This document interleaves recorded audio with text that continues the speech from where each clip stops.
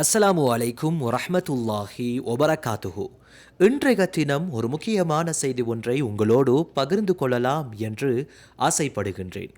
அமெரிக்காவினுடைய நியூயார்க் மேயராக தெரிவு செய்யப்பட்டிருக்கும் மம்தானி என்பவர் நேற்றைய தினம் வெள்ளிக்கிழமை ஜும்ஆ தொழுகையை நிறைவேற்றுவதற்காக வேண்டி பள்ளிவாசலுக்கு வருகை தந்து மக்களோடு மக்களாக பள்ளிவாசலில் ஜும்ஆ தொழுகையை நிறைவேற்றிவிட்டு அங்கு உள்ள மக்களுக்கும் நன்றி செலுத்திவிட்டு அங்கு உள்ள மக்களுக்கு நிவாரணப் பொருட்களையும் வழங்கி வைத்ததாக சர்வதேச ஊடகங்கள் செய்திகள் வெளியிட்டுள்ளன. நியூயார்க்கினுடைய முதல் மேயர் என்கின்ற ஒரு சிறப்பம்சத்தையும் பெற்று அமெரிக்காவினுடைய ஜனாதிபதி டொனால்ட் ட்ரம்ப் மற்றும் அங்கு உள்ள மிகப்பெரிய வர்த்தகரான எலோன் மாஸ்க் இவ்விருவரினுடைய எதிர்ப்புகளுக்கு மத்தியில் தேர்தலில் போட்டியிட்டு வெற்றி பெற்ற ஒருவராக இவர் கருதப்படுகின்றார்.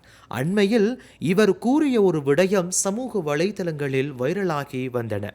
அதாவது அமெரிக்காவினுடைய நியூயார்க் பகுதிக்கு இஸ்ரேலுடைய பிரதமர் பெஞ்சமின் நெதன்யாகு வருகை தந்தால் அவரை நாங்கள் கைது செய்வோம் என்கின்ற ஒரு செய்தியை வெளியிட்டிருந்தார். இவர் கூறிய இந்த வார்த்தை சமூக வலைதளங்களில் வைரலாகி பலருடைய மனதில் இடம் பிடித்திருக்கிறார் என்பது குறிப்பிடத்தக்கதாகும்.